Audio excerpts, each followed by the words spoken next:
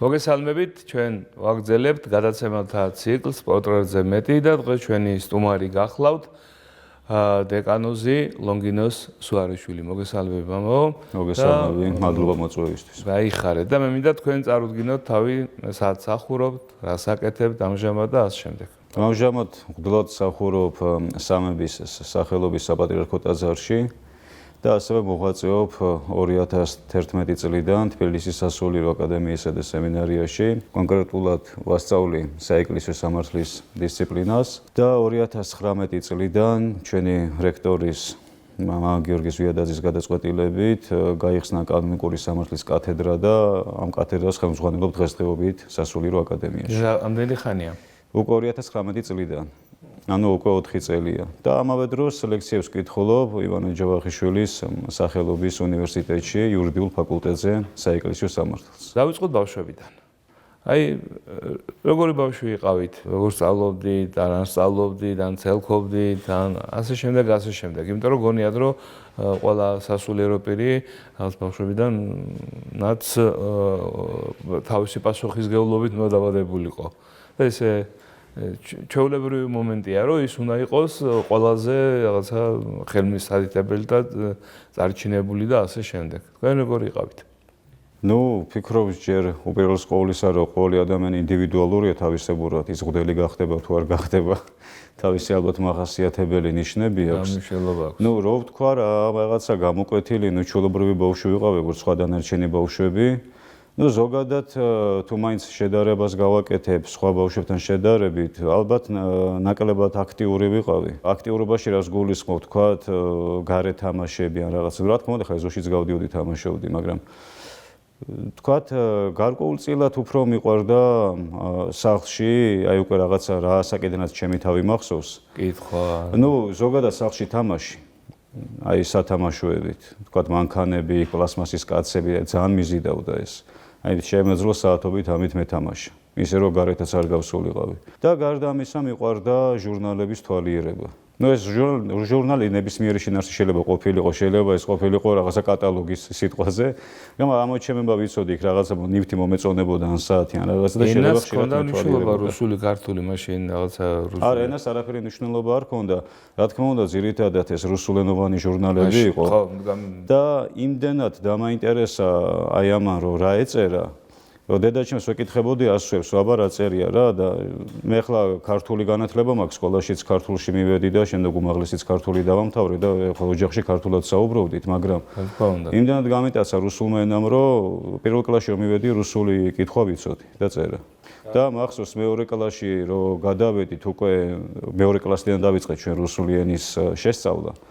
და ჩემი კლასელები, როცა ჯერ თქვათ ასოებს სწავლობდნენ, მე ერთი სემესტრით წინა სახელმძღვანელოთი გავდიოდი მასწავლებელთან. თქვათ უკვე მოთხრობები, პატარა ლექსები. ნუ ეს მაშინ რაღაც წინ უსწრებდით. ხო, ეს ჩემი პირადი ინტერესი იყო, თორე ეს სპეციალური რუსული განათლება არ მიმიღია. დანარჩენი თქვათ, ახლა ბავშვობაში ხომ მეც ვცელქობდი, ბევრი ხიფათებიც გადამხდენია, გარკვეული ეზოს ჩხუბებიც, ერთხელ მახსოვს ჩხუბი მოგვივიდა იქ უბანში. მე და ჩემი მეგობარს იქ გვერდზე ბავშვი, ნუ ალბათ ვიქნებოდი 6-7 წლის და რით დამამახსოვრდა ეს, რომ ძალიან ცხარი ჩხუბი გაიმართა. და რაღაცა ხის დიდი ესეთი ნაჭერი მესროლეს. ახლა ჩხუბში ვერ ვეგზენი, მოხდა შუბლთან, მაგრამ გავაგზელი ჩხუბი და ნუ ჩვენ მოვერიეთ, ისინი გაიხსნენ და სიზლდენა ალბათ. ჩემი ის რომ მოტრიალდა, ხედავ გაფითრებული სახით მოდის ჩემი მეგობარი და თურმე გადახსნილი მქონია. ანუ ხორც იყო გამოსული შუბლიდან. და მე ვერ ვიგზენი მწუთას და ეს დამამახსოვრდა ერთი ეგეთი სერიოზული ხასიათის აი ბავშვობაში. რომელიც ახლა არ ვიცოდი ჩვენ და არც მაგის დრო გვექნებოდა ერთმანეთს რაღაცა მოგვეყოლა ერთმანეთს ჩვენი. რა თქმა უნდა, შეიძლება გასახსენებლადაც არ ღირდეს ჩვეულებრივ შემთხვევაში. მამაო, ეკლესიამდე გზა როგორ გაიარეთ? როგორ მოხვდით ეკლესიაში? რა იყო იცით, მამაო, აი მე მაგალითად ახლა ეკლესიაში რაც მოწოდება ეს არავისგან არ ყოფილა რომ ეკლესიაში ახლა ჩემი ოჯახში რა თქმა უნდა ყველა მოწმუნე იყო, ანუ ღმერთის სწამდათ რაღაც, მაგრამ ეს ეკლესიური ცხოვრებით არავინ არ ცხოვრობდა. და ჩემი ასეთი გადაწყვეტილება ძირითადად 90-იან წლებს უკავშირდება, ანუ იმ პერიოდში ფაქტობრივად მე უკვე მოზარდობის პერიოდი დამემთხვა. ნუ ბავშვობა მოზარდობის პერიოდი, ალბათ ესე უკვე 10-11 წლის რო ვიყავი.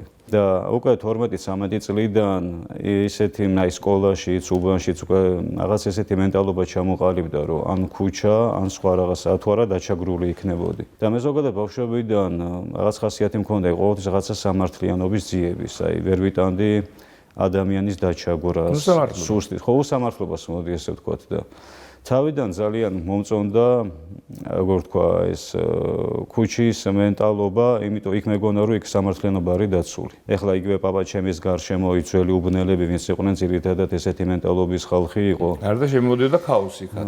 ხო და ნუ იმათ შემხედვარე ეს მაინც ძველი თაობას, რომელსაც თავის მორალი ჰქონდა, მეზობელს პატევი უნდა სცე, მეზობლის დედას, როგორც შენ დედას ესე უყურო, ძმაკაცის დას, როგორც საკუთარ დას და აი დახმარება პატივისცემა, არ უნდა შეიგინო ქალთან, სოდი სიტყვას ვთქვა, ეს ძალიან შთაბეჭდილებას ახდენდა. და რა თქმა უნდა, ხა მე ბავშვური იმით მეგონა რომ მეთქი ამ გზას უნდა გავყვე რაღაც, მაგრამ აი მე რო უკვე წამოვიზარდე, უკვე ჩემზე ცოტა უფროს თაობაში დავენახე, რომელიც ამ მენტალობას იჩემებდა, სინამდვილეში ამ სამართლიანობას არ ემსახურებოდა.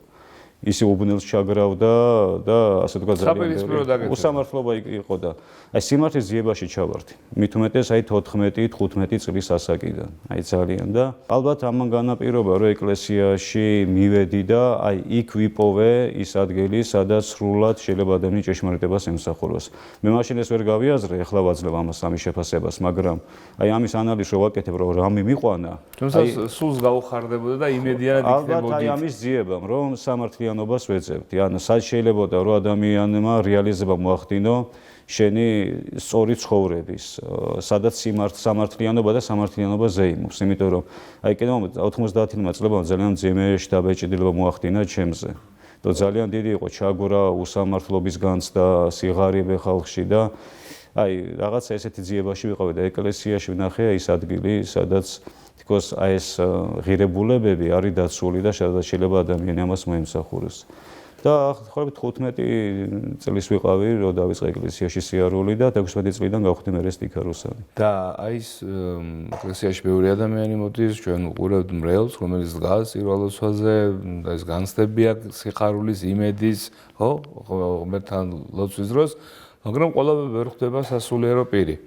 და რაღაც ხელზე ჩამოსასვლელია ადამიანების რიცხვი, რომელიც გადაწყვიტა გამხდარიყო მღვდელი. აი თქვენ შემთხვევაში როგორ იყო? დიდი ხნის ფიქრის შედეგი იყო, აი როცა წყვიტავდით აი ამას, რომ მე შეიძლება და დაუშვით ფიქრი, სასულიერო პირი ვიყო, აი ძნელი იქნებოდა თუ არა, შეძლებდით თუ ვერ შეძლებდით, აი რა განცდები გქონდათ?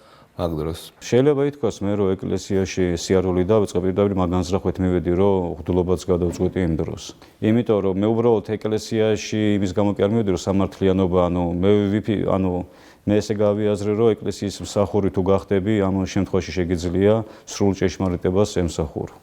კიდევ ამას მაშინ გაურკვევლად ეხლა ვაძლევ ამას ესეთ შეფასებას, მაგრამ შეფასებას ვაძლევ იმ შინაგან მდგომარეობას მაშინ რის ძიებაშიც ვიყავი და აი ისე რომ ეკლესიაში რომ მივედი, მე ამის არანაირი თქვათ აზრი, ფიქრი, ხო თუ არ მქონია, ეს უკვე გადაწყვეტილი მქონდა.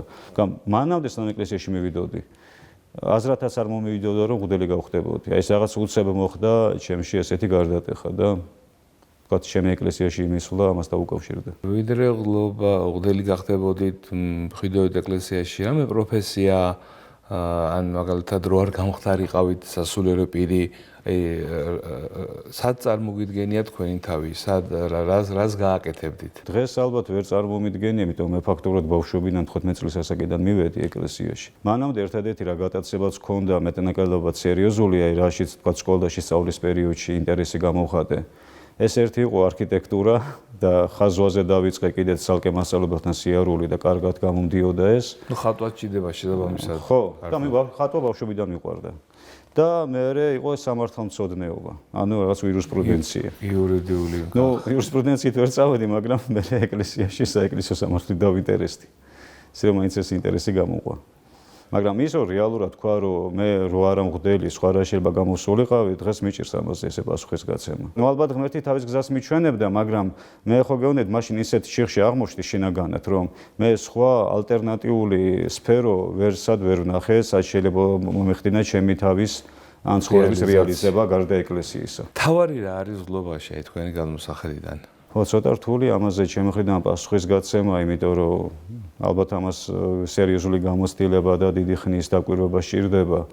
მე მაინც ვთვლი რომ ღვთლობაში რა თქმა უნდა გამოსახედიდან თავარი არის ეხლა რაც მამებიდანაც ვიცი და ეკლესიიდან და სახარებიდან რომ თვითონ ეკლესიის მისია რაც არის რომ პირველ რიგში ჯერ შეითონ არ იცხოვრო ტყუილში არ იყო სიბნელეში და ემსახურო ჭეშმარიტებას ანუ ნათელს და შესაბამისად მისია რა არის ღვთლის რომ სხვა ადამიანებს დაეხმარო რომ ტყუილში არ იცხოვრონ და არ იყვნენ სიბნელეში ანუ ჭეშმარიტებისა და განათლებისაკენ წარუძღვე ადამიანებს რაც არის დაუსრულებელი პროცესი აი ზოგადად ხა კონკრეტულად რა არის ცოტა დაგაგვიჭირდება მაგრამ ზოგადი ალბათ პრინციპი არის ეს ჭეშმარიტების მსახურება და მუდმივი განათლება აი ერთი წმინდა მამა გრიგოლ პავლამა მის ცხოვრებაში ეს დეტალი აღწერილი მოკლედ ვიტყვი რომ როდესაც ათონისთაზე დაიწყო მოღვაწეობა ის დადგენილი ლოცვების გარდა მე ესეთი სიტყვებს ამბობდა ღმერთო განანათლე სიბნელე ჩემში სულ ამას იმეორებდა და იქ წერია რომ ანგელოზი ეცხადება და ეკითხება მას რომ რატო ამბობ ამ ლოცვას რას ნიშნავს ან რას ითხოვ და ესეთ რამეს ამბობს რომ მე მიუხედავად იმისა რომ მორწმუნე ვარ ღმერთის მჯერა და მწამს მე მაინც ვარ დაცემული ადამიანი და მიუხედავად ჩემი ცოდნისა განათლებისა მე მაინც ვთვლი რომ რაღაცა სიბნელი არის ჩემში ანუ ბოლომდე ჭეშმარიტება შეიძლება არ ვიცოდე და ამიტომ ვთხოვ ღმერთს რომ ჩემში ის არსებული სიბნელეც განანათლოს რომ რაიმე სიბნელეში ან სიცრუეში არ ვიყო ჩემ და უნებურად თუნდაც ისე თუმცა გვაქვს ასეთ ამბებსაც ვაწყდებით რომ აი მოძღვარი გამოვიდა დილიდან ხო მივიდა ეკლესიაში ხსერება ჩაიბარა პანაშვიდი გადაიხადა ნათლობა შეასრულა სახლი აკურთხა და სულ რაღაცა არის ამით დაკავებული და აი სულ წუხს იმაზე რომ აი საღამოს უკვე დაღლიზე მას არ რჩება კითხვის დრო თუნდაც ფიზიკურადაც კი ისე არის მოზეწოლა ესე რომ თქვა და მოწოლა ადამიანი მოდის და შველას ითხოვს შენსგან ხო ვერ ეტყვი რომ იცი რა მე ხა საკითხი მაქვს ან სამცადინო მაქვს და ეს მომენტიც არის ზოგიერთ ადამიანების ცხოვრებაში სამუდელო პირების და აწუხებთ ეს არა უმრავლესობაში მithumetes ჩვენს ეკლესიაში და ჩვენს ქვეყანაში მღვდელს ისეთი დატვირთვა აქვს კი ისეთი დატვირთვა აქვს მღვდელს რომ მართლაც იქ ინტელექტუალური განვითარებისათვის ძალიან ცოტა რჩება დრო მაგრამ მე როცა განათლებაზე ვსაუბრობდი მამო მე არ მეგულისხმე მაინც და მეც აქ ინტელექტუალური განვითარება ეხლა ბუნებრივია ყველა მღვდელი პროფესორი და აკადემიკოსი ვერ გამოვა და ეს მოთხოვნა არც არის მე აქ უფრო საუბრობდი სულიერ განათლებაზე და სულიერ ღვაწლზე ახლა ბევრი მამა ყავდა რომელმაც წერა კითხვა არ იცოდა და სულიერად განათლებული გახდა ანუ პირველ რიგში ეს ვიგულისხმე მაგრამ რაც შეეხება ინტელექტუალურ განათლებას მამო რა თქმა უნდა ეს ღვთლის ერთ-ერთი პირველი მოვალეობა იქიდან გამომდინარე რომ მისი პროფესია ავალდებულებს და ის არის მასწავლებელი სხვა ადამიანებს უნდა უქადაგო ელემენტალურად ქადაგების დროს ან აღსარებაზე თუ მოდის რაღაცა მოძღვრება უნდა გადასცე და ანუ გაკისრია ერთგვარი პასუხისგებლობა რომ შენ და უნებურად რაც წეღანა თქვი რომ ტყუილი არ უთხრა რაიმე შეცდომით რაღაც პასუხი არ გასცე იმის გამო რომ შენც არაკომპეტენტური ხარ თქვა იმ საკითხში ან არ იცი კარგად და სხვასაც იგივე გზით მიუყვები მეტნაკლებად ეს მაინც გვემართება იმიტომ რომ მეც ახლა რაც ადრე რაღაცა სწორი მეგონა გავიდა წლები და აღმოაჩინე რომ არასწორად ვიცოდი და შევცვალე ხა ადამიანი ამაშიც ვითარდები და ეს ღმერთმაც იცის მაგრამ თქვათ არასაპატიო ხდება როცა ამაზე არ ზრუნავ ამიტომ ესე ვთვლი რომ გააჩნია მღვდლების ცხოვრების რეჟიმს ჩვენ დაკავებული ვართ ამ კერძო მსახურებებით მაგრამ ხა შეიძლება ყოველდღიურად შენ კონკრეტული ესე თქვა არ გქონდეს გამოყოფილი 3 ან 4 საათი რა იციგნები იკითხო მაგრამ როცა საშუალება იქნება რომ მაინც მუდმივად ღვდელს შეხება გქონდეს განახლებასთან როგორც წმინდა წერილის კითხვა ასევე განმარტებების მამათა ნაშრომების კითხვა თუნდაც ქადაგება უწევს თუნდაც დარიგება უწევს დღეში ერთი გვერდი წაიკითხოს თუნდაც ანუ 3 დღეში ერთხელ რაღაც ერთი მამის რომელიმე წერილი სიტყვაზე რომ ეს ახლა წლების განმავლობაში გროვდება და ვითარდება. ისე რომ ამ ხრივ განვითარება მაგის გარეშეს არ გამოვა, იმიტომ რომ თუ არ მიიტანა სიტყვა ღვთის სიტყვა ბრევლამდე და თავის სამსომდე ფაქტიურად ხო როგორ ეცი მამო ეს არის სულიერი საზრდო აი როგორ თქვა აი მაგალითად ერთ-ერთი მამაც ნიკოდიმოს თაწმინდელი წერს რომ აი ექიმთან რომ მიდიხარ ექიმები იმის გამო რომ სწორი რეცეპტი გამოუწერონ პაციენტს მუდმივად აახლებს თავის ცოდნას. თქვათ რა პრეპარატები ახალი რა ის არის, იმიტომ სული აახლებს რომელიც წარმოიდგინე ფიზიკური ჯანმრთელობაზე ზრუნავს, რომელიც არის თქვათ დროებით. და ამ დროს ღვთელს, რომელსაც ადამიანების სულიერ ჯანმრთელობაზე აბარია პასუხისგებლობა, ის ცოტა ირონიულად ამბობს, რომ ან საერთოდ არაფერს არ კითხულობენ და რაღაც შტამპირებული ცოდნით, აი ესე ერთი და იგივე ესე უნებიან. ან იმ წუთას დაინტერესდება, როცა ვიღაცამ რამე კითხა.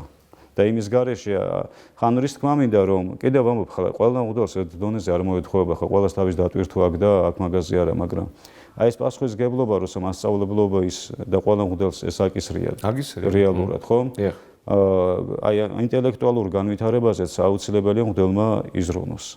შეიძლება თავის შესაძლებლობის ფარგლებში რა თქმა უნდა, მაგრამ ყოველდღიურად უნდა იზრუნოს და ფიქრობ აი აქვე ვიტყვი რომ მღვდელს მეტნაკლებად ღუპავს სტერეოტიპული შეხედულებების ტყვეობაში რომ მოექცევა. ეხლა მე არ ვამბობ ის რაც დოგმატია იმაში ეჭვი შევიტანოთ, მაგრამ არის რაღაცა ისეთი საკითხები, ხო, რაშიც შეიძლება დღეს ესე გესმის, მაგრამ შემდგომ კითხვები დატოვო, მაინც შეიძლება ხვალზე სხვანაირად გაიგო ეს საკითხი, ანუ საკუთარ თავის განვითარებას რაღაც სხვა არ უნდა დაუდო. აუცილებლად უნდა დატოვო ადგილი, რომ ადამიანი შეიცვალო და განვითარდა. მამაო, ძალიან საინტერესოა თქვენთან საუბარი, თუმცა პროდიუსერი მათყობინებს, რომ დაგვრჩა ჩვენ სადღაც 3 წუთით, 2 წუთი ნახევარი არ ვიცი დაახლოებით და ერთი კითხვა, იმ დანარჩენ ბევრ კითხვას, რომელიც უნდა დამესვა, ერთი კითხვა ამოვარჩიე. რატომ ქრისტიანობა? ცოტა დიდი ვრცელი თემაა, მაგრამ აი ახალგაზრდებს ჩვენ და თაობას, რომელიც გვიყურებს კამერის უკან, ხო, ძალიან ბევრი ადამიანი, აი აქვთ ეს შეკითხვა და დაუსვამთ ჩემთვის, რატომ ქრისტიანობა? ნუ მე ვფიქრობ, რომ ქრისტიანობა მართლაც ის რელიგია, ნუ ფიქრობ კი არა, ერთი დარწმუნებული ვარ იმაში, როგორც თქვა მღვდელი, როგორ ვიტყვი, რომ ქრისტიანობა არის ის რელიგია, რომელიც განკაცებულმა ღმერთმა გვიქადაგა, ანუ ღმერთისაგან მომდინარე რელიგია, ეს არ არის ადამიანების მიერ შექმნილი, ან რაღაც სხვადასხვა ფილოსოფიური მოძღვრებების საფუძველზე აღმოცენებული რაიმე რელიგია. ანუ ეს არის ღმერთის სიტყვით გადმოცემული სწავლა-მოძღვრება. ანუ ყველაზე ჭეშმარიტი რელიგია, რაც ღმერთმა მოგცა. და პრაგმატულად თუ მიუდგებით, თქვათ, აი ისტორიული კითხვით ამით, რომ ქრისტიანობა არის ყველაზე ჰუმანური. ქრისტიანობა ის თავისი რელიგია. მაგალითები ახლა რომ მოვიყვანოთ, შორს აგვიყვანს. კი, მაგალითებს ყველაზე ჰუმანური რელიგია, ეს არის რელიგია, რომელიც ყველაზე მეტად ასწავლის იმ ფასეულობას, რასაც ქვია თავისუფლება და ბევრს არასწორი წარმოდგენა გონიას, რომ ქრისტიანობა ზღუდავს. ქრისტიანობა კი არ ზღუდავს. სახარებამ რა თავისუფლებაც გვასწავლა, ეგრე არც ერთ რელიგიას არ უსწავლებია ჩვენთვის ნამდვილი თავისუფლება და ადამიანში ამ ღირსების დაცვა. ამიტომაც ვფიქრობ, რომ ქრისტიანობა ყველაზე ცივილურობის ნიშანია, როცა ადამიანი არის ქრისტიანი. ო, კიდე ერთ შეკითხვას ვერ გელევით, ისე მინდა რომ რაღაც აი თქვენიებური ხედვა, ხო, მაგრამ ახლა ამ შემთხვევაში მინდა სემინარ აკადემიაში შევეხოთ. აი როგორ დუხს ავლა რა საკის ადამიანები უფრო აცნობიერებენ, რომ არის აუცილებელი ცოდნის მიღება, ამისთვის გამოყოფენ დროს, თქვენ ფაკულტეტზე გადმოდიან და ასე შემდეგ. აი, რაღაცა ერთი დღე, ახლა თავიდან უნდა ჩაწვევ და გადაცემა ერთი დღე სემინარ აკადემიაში, მაგრამ აი რაღაც დაახლოებით მაინც რომ მოყვეთ თქვენი და ახალგაზრდების ურთიერთობა, თქვენი და ცოდნის გადაცემის ურთიერთობა და ასე შემდეგ. ნუ უპირველეს ყოვლისა, მე მადლიერი ვარ ღმერთის და რა თქმა უნდა ადმინისტრაციის იმ წარმომადგენლების, ვინც იქ მუშაობის საშუალება მომცა, თქვათ რექტორის და ასე შემდეგ. და მეორეს მხრივ იმ სტუდენტების, რომ მათთან ურთიერთობაში ძალიან დიდი გამოცდილება მივიღე რამ მხრივ, რაც პირველი დავინახე, რომ გარკვეული კრიზისი, რაც აქვს ახალგაზრდობას, ეს არის ერთგვარი კომუნიკაციის არ ქონა სასულიერო პირებთან და ერთგვარი ხით ჩატეხილობა. ჩვენც ალბათ ჩვენი მხრიდან ცოტა ვაშავებთ, რომ ეგრევე მარკირებას ვახდენთ ახალგაზრდების, რომ აი თუ ჩაცმულობით ან აზროვნებით რაღაც სტანდარტებში არ ზის, თითქოს ეს ეკლესიისაგან მოშორებული ხალხია და ეს რეალურად ესე არ არის, მათაც თავისი სულიერი კრიზისები აქვთ და ეს ხშირი კომუნიკაცია მათთან არის საჭირო. დანარჩენი რაც შეეხება კონტინგენტს, ვინც მოდის ჩვენთან რომ ისწავლოს, ნუ მე ვიტყოდი, რომ ეს მართლაც გააზრებული ადამიანები მოდიან, ვინც აცნობიერებს ამ პასუხისგებლობას, ანუ იცის რატომ მოვიდა. და ანუ ვაფასებ იმას, რომ იცის რომ მღვდლობისათვის გარკვეული მზადებაა საჭირო და არ უნდა რომ უპასუხისგებლოდ მოიკიდოს ამ საქმიანობას. თუმცა არიან ადამიანები უბრალოდ სწავლობენ, განათლებას იღებენ და შეიძლება მღვდლობაზე არ ფიქრობდნენ. არა, რა თქმა უნდა, ახლა მღვდლობა არ არის აპრიორი, რომ რახან იქ სწავლობ სემინარ აკადემიაში აუცილებლად მღვდელი გახდე. ეს არის თეოლოგიური სასწავლებელი და არის ადამიანი, რომელსაც უნდა უბრალოდ თეოლოგიაში გარღვევოს ცოდნა. რა თქმა უნდა, თავის შესაძლებლობის ფარგლებში ჩვენთან აკადემია სემინარია ამის საშუალებას ნებისმიერ მსურველს აძლევს. ჩვენი გადაცემა დასასრულს მივახლოვდა, საინტერესო იყო, მამო, თქვენი სტუმრობა. მომავალ შეხვედრამდე დამემშვიდობა ჩვენ მაყურებელს. ერთმანეთ აგვუსვით. დიდი მადლობა. ადახაროთ. აიხარეთ.